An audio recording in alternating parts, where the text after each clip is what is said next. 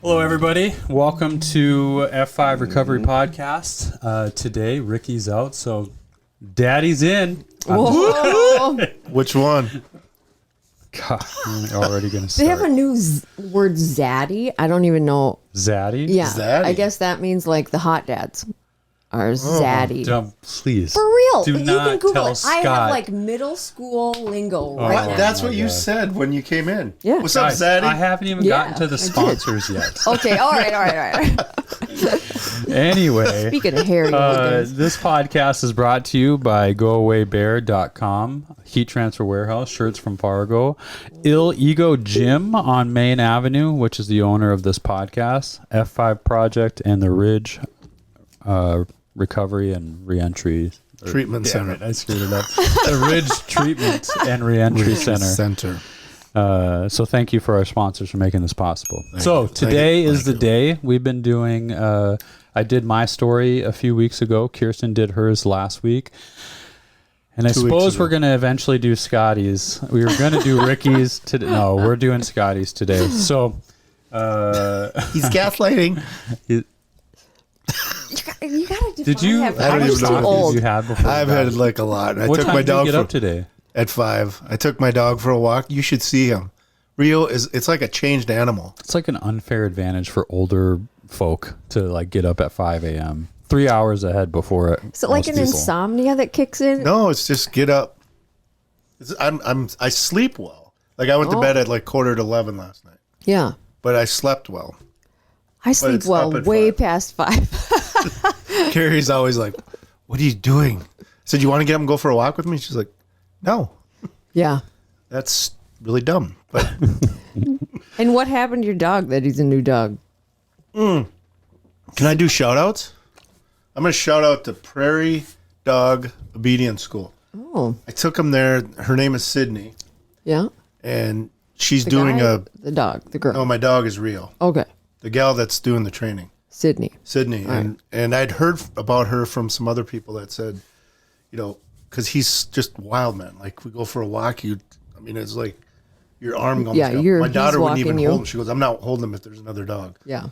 So I took him this morning again, and he's been there for about 7 or 8 days now. I got a class this afternoon, a homework class. Ooh. But he's like sitting. I can leave him. Say, it's called place. So he goes on a mat and he sits on there. Yeah. He'll wait until I tell him, and I'm like, "This is actually." I didn't think there was a chance in hell. He's just a wild man usually. So I'm just really impressed with them. My and kids will Sydney. do that Shout out too. to you, Sydney. She can't see me, right? No, but there was a camera. Oh, okay. I mean, she can't see you right at this moment. Right, but she'll be able to. It's called Eventually. recording. Oh yeah. So today, Scotty Too Hottie is going to do his story. Or Zaddy. I'm Yeah, never going I'm- to... yeah. Don't Sorry. refer to him I as really Zaddy. I really like fueling this fire. It's You so do. fun It's- for me. No, it's not. It's not fun at all. So exciting. Zaddy is going to tell his story today. And so I'll probably pop in every once in a while and redirect him because he tends to go on. I mean, might as well be an Al-Anon speaker. That was Cody, did you hear that? Yes, that joke was for Cody. I love Al-Anon. We love Alan. I love don't it a know lot. what he No, meant they by paid that. your I bills don't- for a long time. Yeah, they did. Yeah, no shit. They did. There's just two organizations I like to poke fun at: Al-Anon and NA. So it's We have fun with them. yeah. So, but serious. appreciative and save millions of people. Love. Where AA Al-Anon. probably saved 7 millions of people Yeah. Yeah. because we were first. Yeah. We had to be. Yeah. So they could be an Al-Anon. So Scotty, why don't you take us back to the beginning and give us some context of why you are the way you are today? Wow. That's deep. Grew up in a small town. Which Actually, one? I grew up in Esmond, North Dakota, Oh. which is between Rugby and Harvey, over by Devil's Lake. Oh my. My dad was an alcoholic. I always tell, and I look at stuff, and when I look back at things and you think about things, like I remember I was probably 13 or 14, and some guys talking about, like, my dad fell off a bar stool. You know, it's a small town, so everybody talks anyway. But he fell off a bar stool, and he held a full conversation for like 30 minutes from the floor. Oh, you know, well done. And everybody thought that was super funny. Oh, yeah. You know, and I mean, now I can laugh about it, but when you're 13 or 14, it's embarrassing, you know. Yeah. You know, there's the other stories that come with it, you know, and so, you know, I kind of had the concept of, I was involved in sports, you know, always wanted to be involved in that, and had a good group of friends, you know, didn't smoke any dope, which in Esmond was a huge thing because everybody pretty much did. Really? But our class was kind of, just didn't do it, you know, so, but we drank, you know, and the thing was, we always drank between seasons, you know, but we didn't drink during seasons, so couldn't be an alcoholic. So you had morals. But, yeah. But I do remember, like, coming back to Esmond, you know, like, I was probably 21, just came back, you know, and I remember sitting on the backside.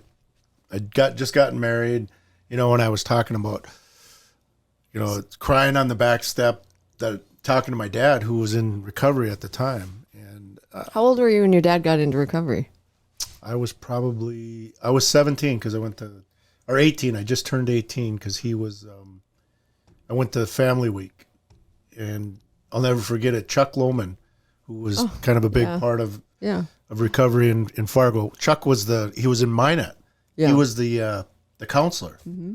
And I remember how at that time they sat him on a chair in front of all the families. Like, I know, it's terrible. I got pissed actually about, like, because everybody was coming at him, you know. Yeah. I wanted to defend him and, you know, stuff like that. So I just remember Chuck, and then I met Chuck later, of course, in recovery or through my job at probation, because he worked at Cheryl's at the time. So yeah.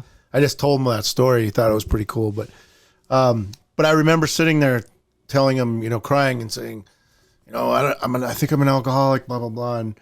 And by 3:00 that afternoon, I was back down at the bar in Esmond with my buddies, you know. Yeah. I overcorrected. So it took me another 25 years to sober up. But, you know, that's the process. So it's like, I think it's hard for people to understand that, like, I literally can say in one breath, I want to be sober more than anything in my life. And that I could pass a lie detector test, and 2 hours later I could be hammered, you know? Yep. It's just, but it's like, it's not dishonest. We actually believe it, I think, in our soul, that, because we don't want to keep hurting people. Yeah. You know, and I think that's the process of it is, you know, we just end up in those situations where, you know, I didn't have a substitute, you know, and that's kind of what was taught to me anyway, about, until I found something to be a substitute, that alcohol, you know, I always heard people keep saying alcohol is your problem, and the reality was it was my solution, you know, and you hear that a lot in the recovery rooms, that it was my solution for a long time. And for a long time, it wasn't a problem. Yeah. You know, it was only a problem for other people. Yeah. You know? Yeah. But then it became a problem for me. And I think that's where we start to see the change and wanting to change. Yeah. You know, that we start realizing, you know, I can't live with it, I can't live without it, that kind of concept. But, you know, I did 20 years of law enforcement, you know, and so part of it. What precipitated your dad getting sober, just out of curiosity? Was there some event, or was it just like, we had, because you have an insane amount of siblings? Yeah, I've got 13 something? Brothers and sisters. Lord, that is 10 something. sisters. Holy, and that's not even the reason I'm an alcoholic. Whew. And 4 daughters. Oh Lord. Yeah. So, but I think what precipitated it was, you know, I think everybody kind of came together because there was some physical abuse too. Yeah. You know, and I think the sheriff's office got called in a small town, you know, and you know, it's like the whole idea, you know, when we talk about it, it's like he was an angry man, kind of ornery. Yeah. You know, but when he was sober, he would help anybody. Yeah. Give him the shirt off his back, you know, and but that's who he became, you know, and I got to watch that part of it. But, you know, I was never that bad. Yeah. You know, and that's the other thing is we hear a lot of people that come into the rooms. We always talk about, you know, we're looking for the differences. Well, I'm not Adam Martin. Jesus. That was that bad. You know, I guess that's why I'd be here, you know.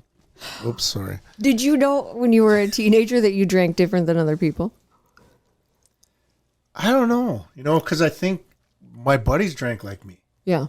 You know, so I think it was one of those things where, and that's one of the things I was just talking to a friend yesterday. She called me about an individual that's going through some really difficult stuff that her kids are connected with. And, you know, she just said, I watch you on Facebook. I've been watching, you know, and she's known me. She was known me when I was drinking, you know, back in the days. And I just said, you know, we talked about that, you know, is that their kids grew up together, but this kid went a different way, you know? And I said, yeah, and I think for me, that's what happened. But it's so acceptable in our society, you know, it's just the norm, especially in the small towns. Yeah. You know, that's what, Yep. you know, you go out on the country road and grab a case of beer. Yep. Yeah. You know, but we didn't drive around in town, you know. So, So I think it's, I think I started realizing maybe closer when I got to college and that I drank different than other people. Yeah. And I think, you know, there's been. Like in a concerning way? Like you were concerned with it in college? In college. Okay. And I think that's wasn't where. like a badge of honor that could It was everyone under the table. It used to be. You know, it was for a while, but then that's when it started. Is that when you started like having ambitions of being a cop? Were you overcorrecting? Mm-hmm. Actually, the truth of the matter is, and this is nothing against cops, but the truth of the matter is I went to Wahpeton. I was going to be a computer programmer. Oh, you weren't. Yes, I was. No. I did COBOL. Yes, I was, Adam. And I am on the internet. Well, that's when they used to do where you had to like do the whole sheet, the program. I mean, there wasn't like Oregon Trail and stuff. Yeah. And you had to had a machine like a COBOL machine where you punch these. I lasted about 4 weeks, and I'm like, this ain't gonna work. Yeah. So then I called because I was gonna be an electrician, you know, and then okay. So I know. So I called my brother, who's an electrician. Way more sense than a computer. But I started out as a computer programmer. I was like, it's the up and coming thing. This was 1982, dude. It was a long time ago. Yeah. So I was like, I got through that first class, and I'm like, the guy, one of the professors, or I don't know if they call him a professor in Wahpeton or not, but he came up to me and he goes, I don't really think this is a good fit for you. It was like 3 weeks into it, and I'm like, well, how do you know? He goes, because I saw your work. So then I ended up calling my brother and saying, you know, I want to be an electrician. He goes, well, there's a lot of math with that, Scott. And I'm like, that's not good. So then my other friend had told me that the jail up in Minot was hiring. And so I applied for the job, and I got a correctional officer job. And then I went to school at Minot State and got a degree in criminal justice. So that doesn't mean. So you've been a cop since 1984. 84. Yep. I was 3. Yep. Thanks. Another funny story. I was playing in a law enforcement basketball tournament. This was like in 2004. I was still drinking then. And this kid was playing in there, and we just got done playing. We're sitting in the parking lot drinking beer because that's what we did. And he looks like, I said, God dang it, I've been playing in this tournament since 1984. And it was a fun tournament because all these law enforcement teams would show up. He goes, I was born in 84. And I'm like, that's it. I'm done. I'm not playing anymore. Tumbling. Yeah. So my brother was born in December 1984. Huh. Well, I started in June, so I was actually working prior to your brother being born. You were working there at the same time that my brother was being made. Well, that's awesome. Were you married? No, I didn't get married. You waited to. I got married trigger. at 21. Oh, that's pretty young. Yeah. Well, she was pregnant. Oh, that'll do it. Then, I guess. So, not That's that a I wouldn't. reason. Yeah, but it was one of those things where it was. We started dating, and then it was alcoholic behavior. You know, within 4 months we were living together. Yeah. So, but Was she alcoholic? no, Al-Anon. Zaddy. My mom and dad got married in like Dad. April. Did you get that? Yeah. I did not hear it. I did not listen. You said dad. I know. I got He it. corrected you. Yeah. I know. I was joking. Oh, Because yeah. that was the same story as my dad. Because it was like April, they got married, and then I was born in November. Yeah. And he was 21 and she was 18. Yeah. So we got married in January, and Tiff was born in April. So Of what? What year? 88. Oh, okay. you put me on the spot. I was like, I was 7. That's yeah. We even talk about that with Carrie and my age differences. Like when I was a senior, she goes, I was in 4th grade or something. No, she wasn't. Yeah, she's what is 11 the years. Can't say 11 that. She's 11 years younger. Yeah, it's creepy then. Yeah, but not now. I mean, yeah. Well, if it was no, back, it's not. if it was back in the 90s or whatever, and you're that like a senior in high school in the 90s, correct? Yeah. No, I was a senior in 82. Oh my God. Why do you? He started his keeps telling career me. at 84. I said, he goes, you're like 52, right? And I'm like, no, we've talked about, I'm 59. No, you're not. Whole convert all the way to Pierce, South Dakota.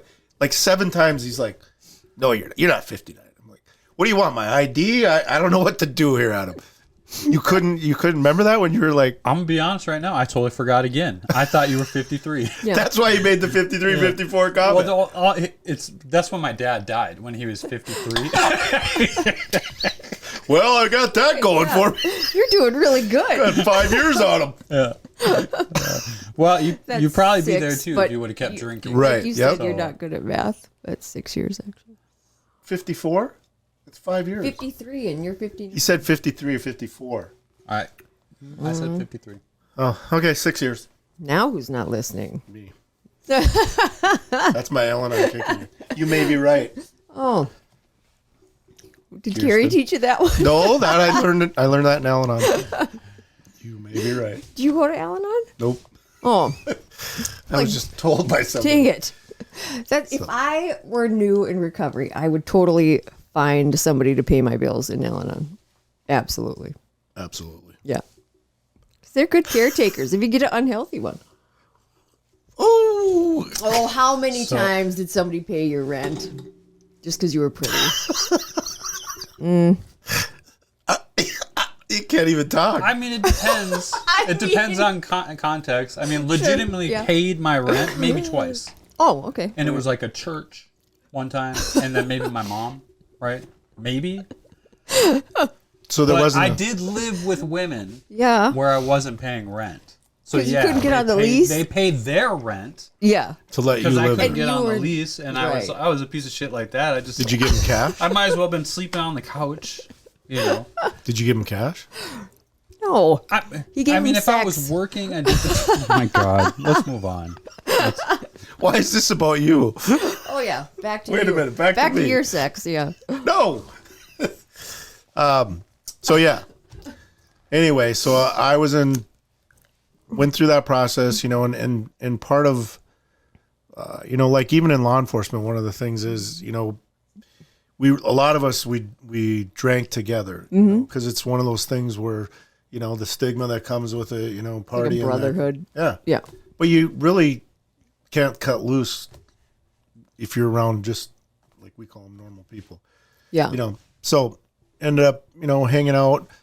Because So they I expect you to be different or Yep. just because you have different experiences? Well, like say you saw, you know, I think this is part of it, and I think it's gotten better, but even people like would see somebody like they knew were in law enforcement, and they'd see them out, and they're like, "Oh my God, they're drinking," and it's like, so. Yeah. But there's just that idea Yeah, I sometimes suppose. that they're supposed to be above that, Right. and even if you know, like, big thing is you know if we'd go out of town, we'd light it up. Yeah. You know, we couldn't do that in our hometown. Right. Because there was always somebody that knew one of us or somebody. So we had a lot of good times. That's all I'm gonna say. Yeah. A lot of good times. So for me, you know, I got sober the first time in 2005, August 18th, 2005. And I always talk about What happened prior to that? Because that you had all your kids. all yeah. of that. So I had gotten remarried. I got divorced. Got remarried in '96, and I was I was a freshman in high school. yeah. Graduated that year. Yeah, there we go. Let's just keep moving. Yeah. All right. We all understand Scott's old. Okay, Maybe we're we on should call you Grandzaddy. Oh, GZ. it's not bad. I like it. GZ. Let's do it. No. Yeah. GZ. Stop. What's Move up, on. GZ? Move on with your story, please. Easy Jeezy. GZ, easy Jeezy's up. Easy Jeezy. Oh, I love it.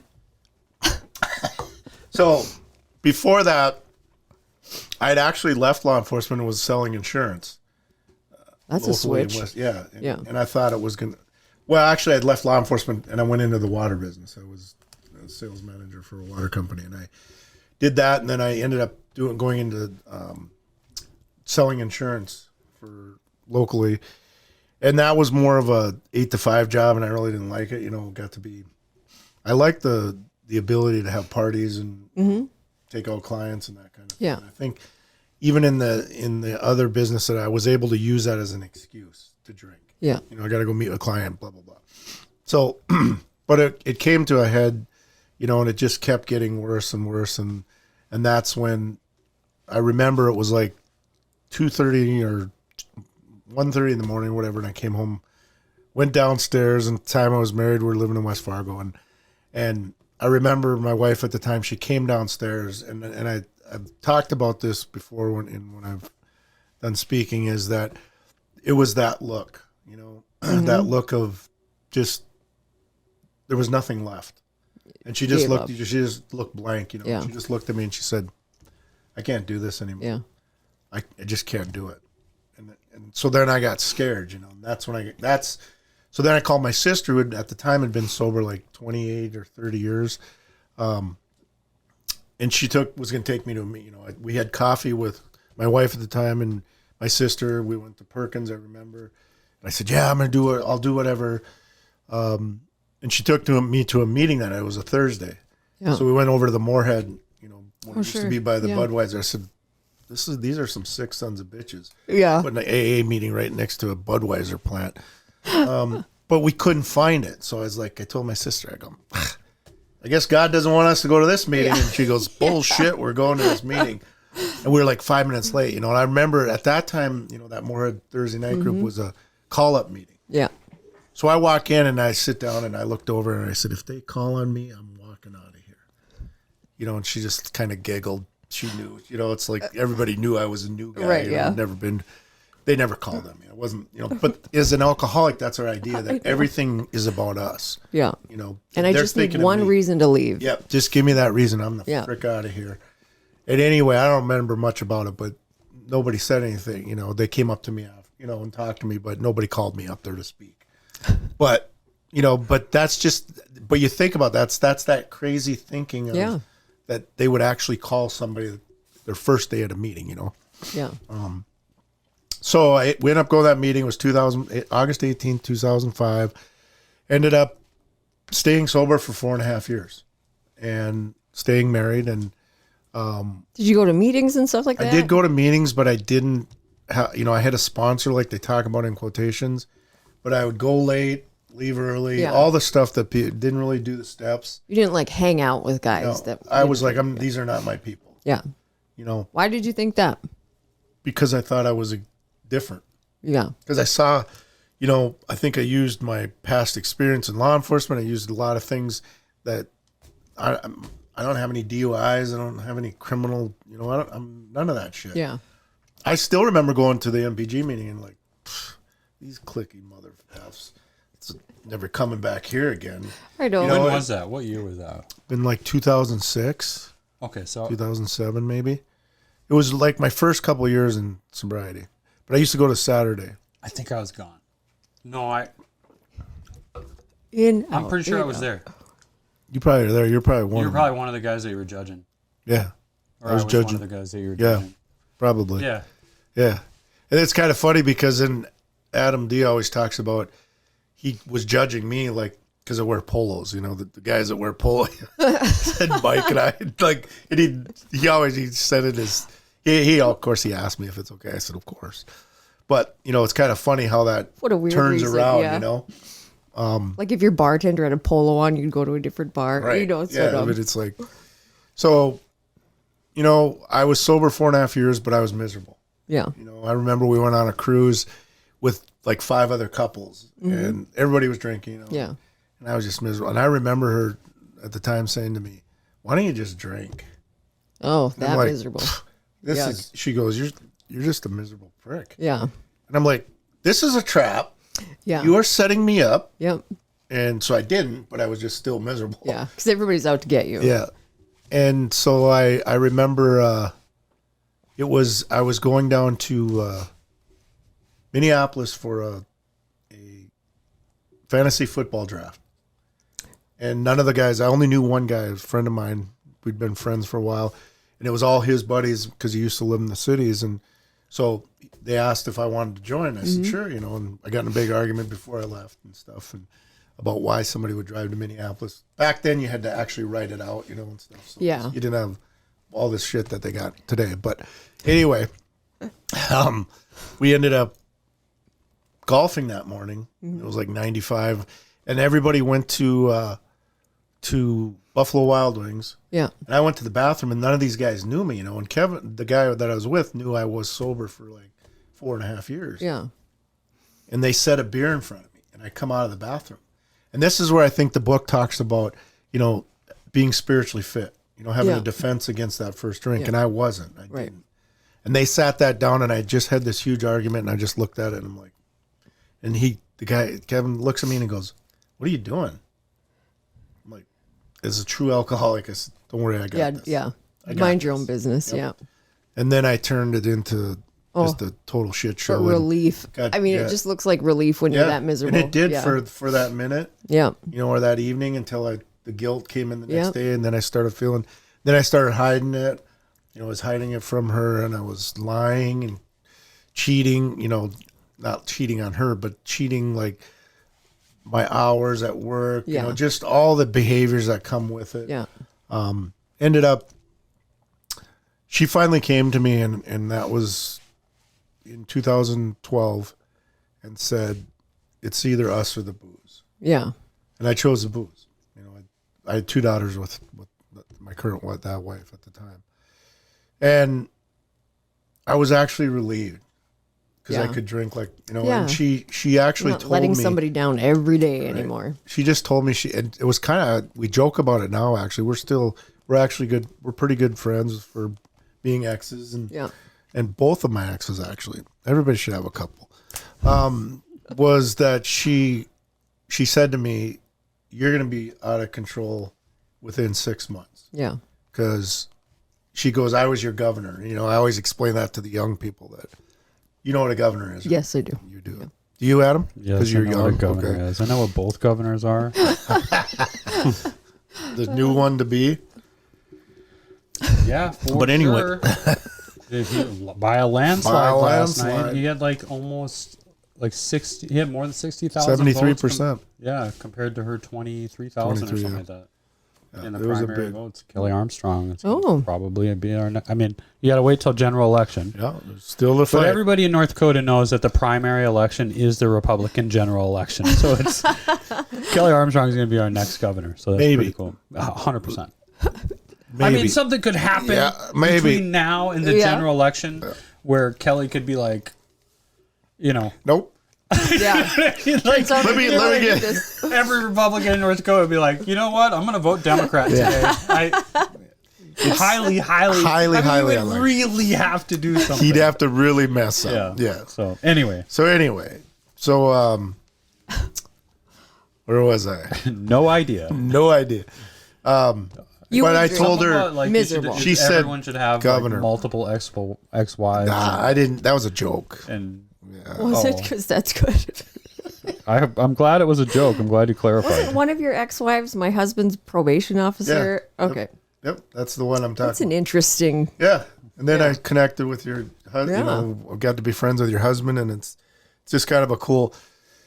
But that's what I was saying is, she just said you're going to be out of control in 6 months. Yeah. Well, we joke about it now. It took me 3 months because that's when I ended up on the front page of the news with the DUI or the paper. And it's not. I always make sure people. It's not because I was so important. It's that they decided to print everybody that got a DUI in the month of September 2012.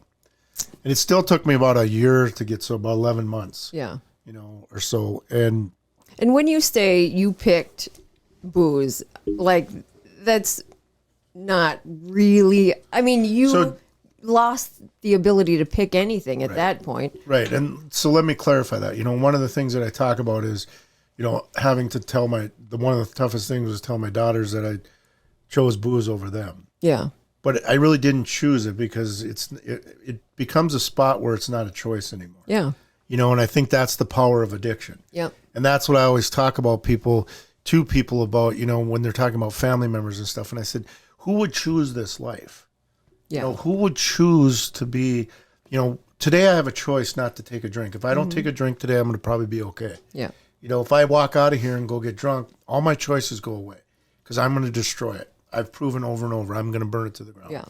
So I think the idea that when I say I chose them over the, you know, it was put in front of me that way. Yeah. But that's not really what I did, but I did. Yeah. I mean, you were sick. If I would have, because I tried the quitting once. Yeah. But I didn't have a solution. And I was more miserable because, you know, we hear people talk about that. And I always give Adam credit for, you know, he talks about in his story about, you know, alcohol probably saved his life many times from following through with suicide, you know. And there's that idea that I just remember how miserable I had gotten when I didn't have a solution. Yeah. And then for whatever reason, I continued in that behavior. And I think I told you before, our friend Tony drove up on his motorcycle at Stop and Go at the time, but it's at Casey's now. And I saw him and I tried to get down in the seat. My boss was driving me around at the time for sales calls because I'd lost my license. Because it was after September. Yeah. Yep. Yeah. So he knocks on the window. You know, I thought I heard his motorcycle start. And I'm like, yes, he didn't see me. Then all of a sudden I hear a knock on the window. It's like, roll it down. And he goes, hey, I just want you to know, just because you're out there doing what you're doing, we're still friends. We can still hang out. And that was been like, Tony, this is a little aggressive. Yeah. Knocking on the window. I don't even know you. Who are you? And who rolls a window down anymore, Tony? You could have heard him through the window for sure. It's like, but yeah. I should have did the cop what people do to Hey! cops. Tony! But then, you know, I continued with that for another 10 or 11 months after the DUI and, you know, just that insane life. I was living in my sister's basement. It was just.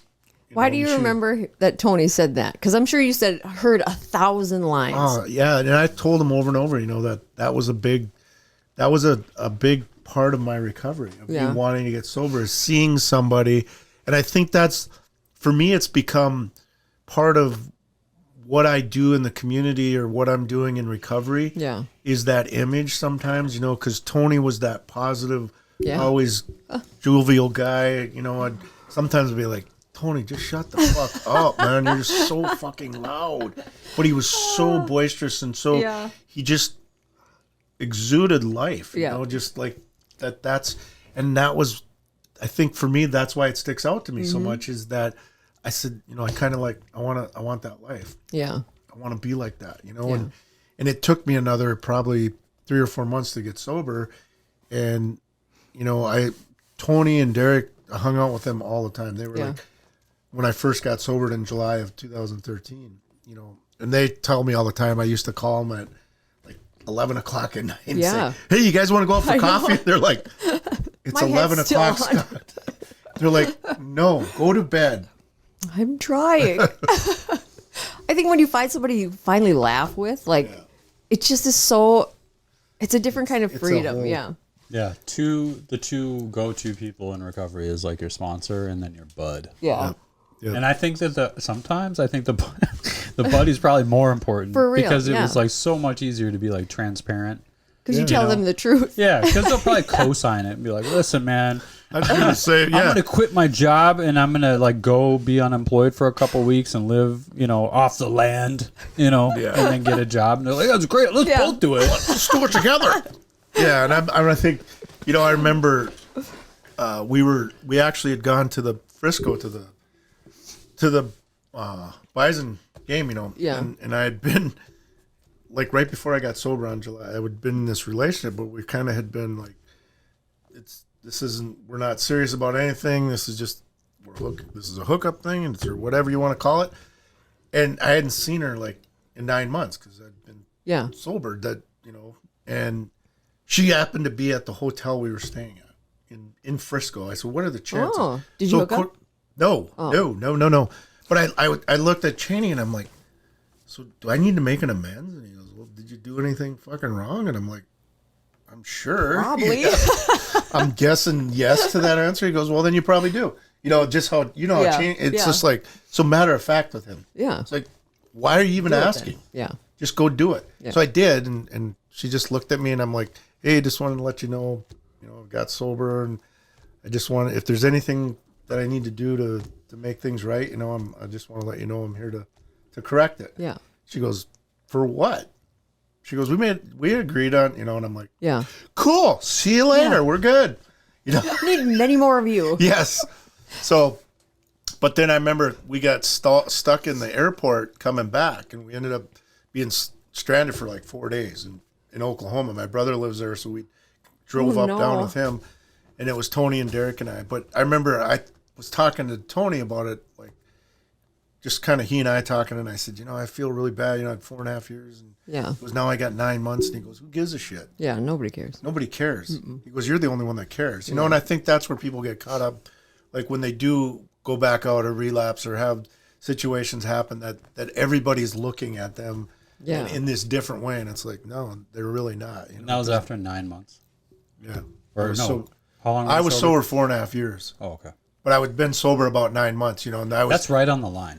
Yeah. Of like really going into some like deep shit. Deep, morbid reflection of like, because most of the guys that I see that don't make it back are probably like a little after that, like 7-8 years, 10 years. Yeah. Once you hit double digits and you relapse, it's hard to weird. come back. I mean, it's possible. Time. Like I just haven't. I personally haven't seen it very often. I think the only person I saw with considerable time, 7 years, was Tony Leone. And he didn't drink. And he didn't drink. He relapsed on like pills or something like that. Man. Yeah. But made it back. He was sponsoring me at the time, and I was just like, well, guess you're still my sponsor. I guess we can do this. So I think it was, for me too. Like I always talk about the night that I got sober. Was July 7th, 2013, and. I got on my knees that morning at 2:32 a.m. And I think I've told this when we first started doing the podcast because my daughters, like 3 of them, told me they didn't know the story that, I had my life insurance all out and I was done. I couldn't do it anymore. And because you get tired of letting people down and you do love them. You want to be different. You're just a piece of shit. Yeah. And I think through that process, I was able to, when I just got on my knees and I just said, I can't do this anymore. I either lift this obsession to drink, take it away, or let me end this thing. And I think that's the other thing that, with my experience is that to talk to guys that I sponsor or that have questions about the how and the why. Mm-hmm. The how and the why don't matter. Yeah. I think that's what got me drunk the first time because I was always trying to figure shit out. Yeah. Why is it me? Yeah. And then I remember somebody saying, why not you? Right. Yeah. And so I think that's a big part of it, right? That we get to be, Lee, my first sponsor always told me, Lee J always said, he goes, we're the lucky ones that get to stay. Mm-hmm. Because there's a lot of people that come in here, their lives are a mess and they go back out and they never make it back here. Yeah. They're either dead or they end up never getting able to live this life. So, I feel pretty blessed. I have a relationship with all 4 of my daughters that I always say, not my ex-wives, not a judge, not an attorney, not a court. Nobody can take away those relationships except for me if I decide to take a drink. Right. And the big thing for me is I don't tell them I'm not going to drink today. I show them. Yeah. And that's the bottom line for I think for the whole recovery process is actions. This is an action program. I have to be willing to take actions, especially stuff that's not comfortable. Yeah. That's not easy. It's going to be very difficult and it doesn't feel right, but I still have to follow through with that stuff. And I had a cool thing happen here just this week, Sunday night. I had spoke at the jail and this guy out of the blue, and I got the text. It was pretty cool. He's like, hey, I'm sober 26 days. I'm in treatment. He goes, I want help. He said, I want the life you have. Yeah. That's pretty cool. Yeah. Because he's talking aiming about pretty high, I guess. Well, just had like he talked about my relationships with my daughters because Yeah. I shared that stuff and just And that rebuilding didn't just those come things. back the day you No, said you're going to my be oldest sober. daughter didn't talk Yeah. to me for 11 months. I think that's probably the most appealing thing in your story is how good of a relationship you have with your daughters. Yeah. I mean, you you could work talk with about that. any of the successes that you had, and I think probably the one that would appeal to like newer people Yeah. or people seeking recovery is that. Yeah, out and I of think everything. even like doing the AA meeting or the jail meetings for AA, when I talk about my kids, and even when I do it for F5, I talk about, rebuilding those. That's the one thing, even like some of them, are looking at me because like ex-cop, I'm not going to listen to this dude. When I start talking about my relationships with my daughters, Yeah. that's when they get, because I had a guy at Prairie, big dude, he was sitting beside me, had tattoos on he had his head shaved, had a tattoo on the top of his head, he's covered, just a big dude. And I'm like, I was shared at a Prairie thing, and I was walking outside, and he's like, hey, can I talk to you? I'm like, oh shit. Because he goes, I tell you what, he said, I never thought I would sit next to a cop, ex-cop, whatever you are, and ever feel like I could relate. He said, Yeah. but when you talked about your daughters, I have a 2-year-old daughter, and I just want a relationship with her. Yeah. And he said, you really hit a chord. And I think that's the part of it, is we start to realize that, we're in a situation where when we choose not to go through the addiction or, choose to do something different, Yeah. that it has that opposite effect of what it used to have. Now it has that positive impact, even if it's not a good situation. And I always talk about, I don't know what's good or bad for me. Right. I could go out and win $10 million in the lottery tonight and get drunk. Yeah. Everybody thought, oh, that's great. Or I can get a DUI and end up on the front page, and everybody's like, that's a horrible situation. But it turns out to be a situation, and that's all it is. Yep. Everything that happens to me is a situation. Yep. And it's the direction I go with those situations that impacts the change that I'm going to make. Yeah. Because if it's painful, hopefully I'm not going to do it again. Right. So it's like we always talk about. I don't learn from the shit I do right. It's usually the stuff I mess up. Yeah. Where my life experience The comes from. best stories. Yeah. Yeah. So I think it's But that, you have to be willing to be uncomfortable or you're not going to get better. You have to, it's just not as easy as like, well, I went to treatment. Now I know enough, so I won't do that again. Or a lot of times I watch women, the guilt, the mom guilt when you get sober is so great that they then want to spend all their time. They're like, well, I have all this time to make up with my kids, so I can't get to meetings, or daycare's a problem. There's just so many different things, but that guilt that keeps you at home and not giving like 2 or 3 hours a week to your recovery is the same thing that puts you right back in that position. Like I have to love my kids and my husband enough to put my recovery before them, And it sounds so counterproductive, but it's so perfect. Yeah. And I think it's like, because I think a lot of people talk about the early days of like MPG about if you hear the story of you better be at a funeral and it better be your own if you're missing a meeting, and until they got kids themselves. Yeah. That's the idea, is until you have kids and you start to realize that, and that was another thing, again, like I've had so many mentors through this program. Like Lee pointed out to me, it's like, I was like going to miss something, and it was because my kid had something going on. And he just looked at me and he goes, why did you get sober? Yeah, exactly. And I'm like, because it was a shit show. And he goes, yeah, but why did you get sober? I said, well, so I could have a better life with my family. He goes, yeah. Be a part you of should go that. be with your kid. Yeah. That's part of why you got sober, so you can be a part of this. And you can, meetings are important, but they're not the only thing. Right. And I think that's one of the best things he taught me was it's a balance of all of this stuff. It's not just meetings. It's not just going through the book. It's not just the fellowship. And, he always talked, and I'm a perfect example of the fellowship will carry you so far. Yeah. But if you're not doing the steps and working with other alcoholics or, doing the meetings, it's not going to work. And, that's where it's, and because you don't end up sharing, you don't use the whole concept of the 4th and 5th step and the 9th step and, that process. So you're really just kind of almost putting a Band-Aid on the situation, just going to meetings and doing the fellowship. And it all happens when it's supposed to happen. You know what I mean? Like, I think a lot of times people will get sober and look for the silver bullet. Like, okay, if I do the steps, then I'll be fixed. Yeah. Or if I, you know what I mean? There's just not, it just doesn't work like that. Just live the life. And for both you and Matt have both had impacts on my recovery. Like, I remember hearing you speak one time early on at MPG, and you talked about the shiny penny. Yeah. The next shiny thing, and that's where I was at because I was like a year sober. Do you remember telling that story? Do you know what he's talking shiny about? Thing, yeah. Oh, okay. Well, I've said that in like.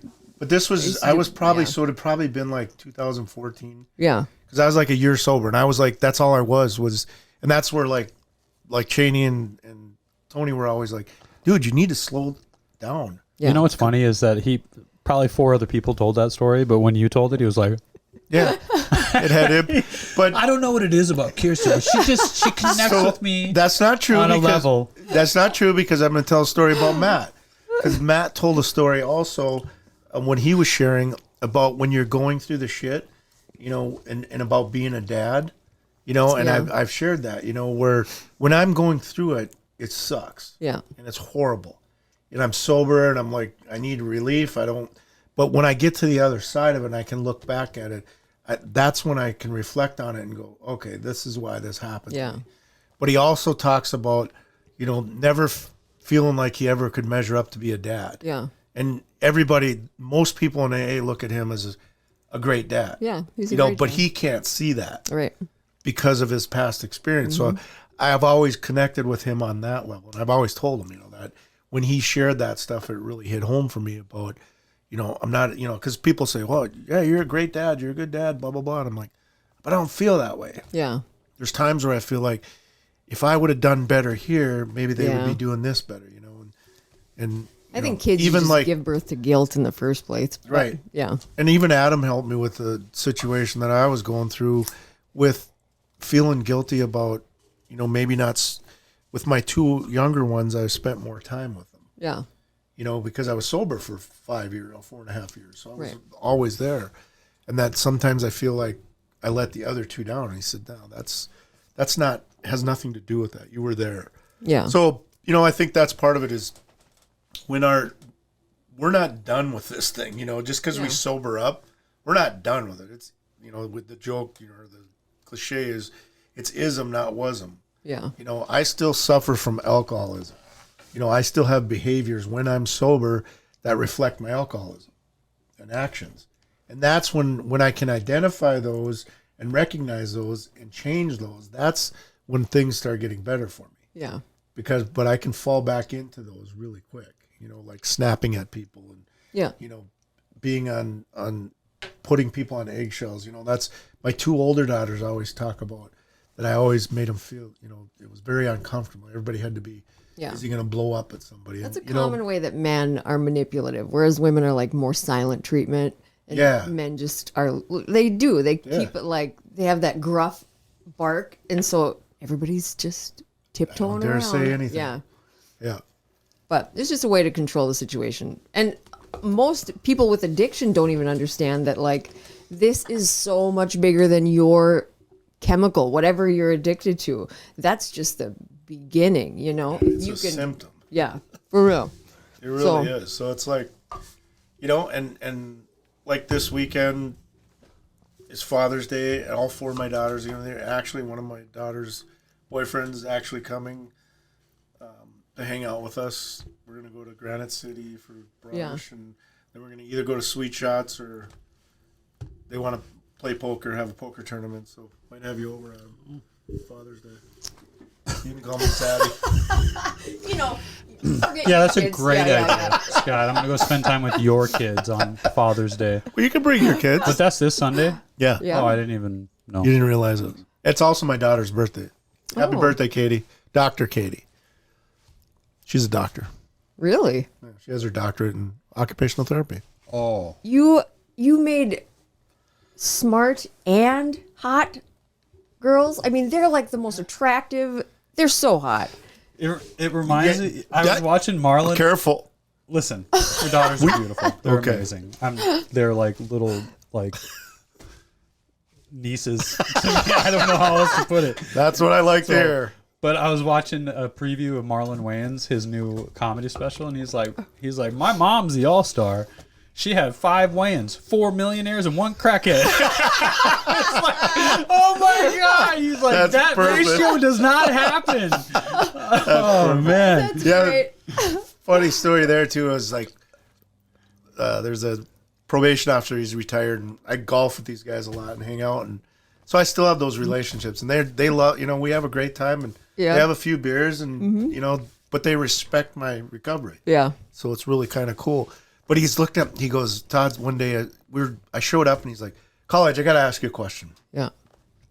He's very serious. I said, "What?" He goes, I don't understand it. He said, I saw a picture of all 4 of your daughters, Yeah. and then I see you. How did that happen? And I said, dude, the reality is that there's 2 separate moms, Yeah. and they're all 4. So one common denominator. Boom. Zaddy's home. Yeah.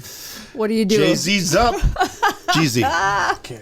GZ. So out of your whole life, out of all your drinking and recovery and all that stuff, if there was one magic bullet that made the pivot happen or changed everything, created the ripple effect, whatever, this is a question that I get all the time from people, is like, what was the magic bullet? Right. What was the determining factor? What was the door that opened? Whatever. If there was one, and I know there's not, Right. if there was one, what would it be in your life? That's a really tough question. I know. I get pissed off at every conference that I've ever at. 'Cause That it's I like- get asked I that know. question. Now it's my turn to ask it. If we could What is answer it that we'd be actually rich. changed mine? Is that what you're asking? Or Sure. what? What's If I made one up, what would it be? Is that what you're saying? No, like if It actually affected me? I mean, So- it's got to be real. Yeah. Like if you look back in your life, I and think you it were was- like, that guy who talked to me in the parking lot, Yeah. right, or whatever. So that's one. There's been. I think part of Only it is one. Well, part of it is my past experience in AA. Knowing that, and I think that's really important. Like we always get caught up, and I always say that even for F5. We always look at if somebody goes back to prison that they failed. No. But that's not the case, because there's, I saw a guy at Cass County, and he said, I just want to thank you.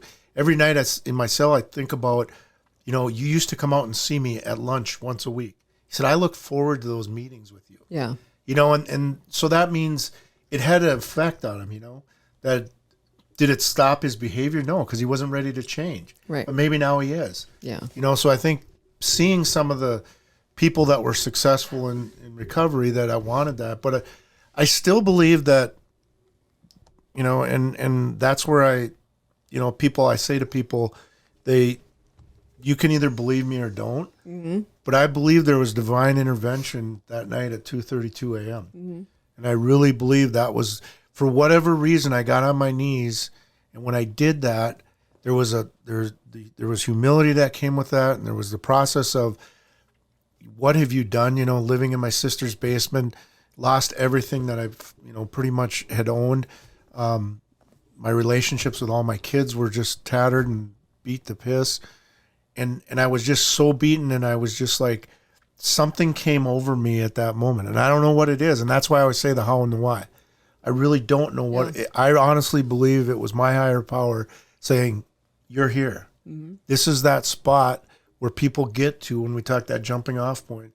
And he said, "I'm ready to help you because you really want help." The surrender. And I think that's when that change happens, is when we finally accept that we're not in charge anymore.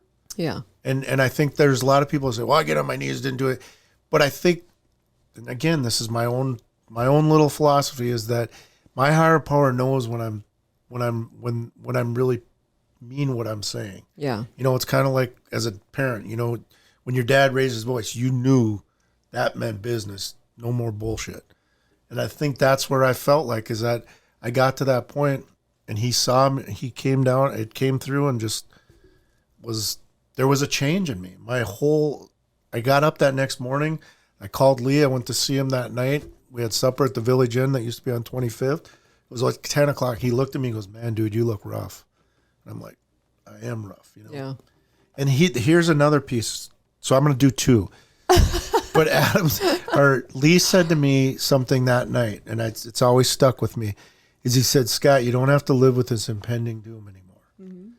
And as simple as that was, yeah. I could never grasp that before. I always like, oh, now what this shit's going to happen. You know, just that constant, it's always going to be bad. You know, and for whatever reason, that gave me relief. Like, yeah. I looked at him, I said, I really don't. And he's like, no. He said, you can do different things. You can take different actions that will release you from that. Yeah. So you believed him because I believed it. There. Yeah. Yeah. But before, he probably could have said it 100 times before. Yeah. It's kind of like what you said. Could have said it 100 times before, and it never would have clicked for whatever reason, because I had made that commitment to change, or, you know, that surrender, whatever we call it, that acceptance of what I was, that I could hear it. Yeah. And I think that's where it changes, is when we start surrendering or accepting what we've got going on, you know, that we are truly a true alcoholic, that's when I can hear things that I couldn't hear before. It's a different connection, because there's like, how many times have people in my life said, you should, don't do this, whatever. And, you know, so many times. And then I go to a meeting and find some other person in the same sinking ship. And I'm like, oh, now it makes sense. You know, you could hear the same exact line, but it just carries different weight. Right. Yeah. There's just a different weight to it. Yeah.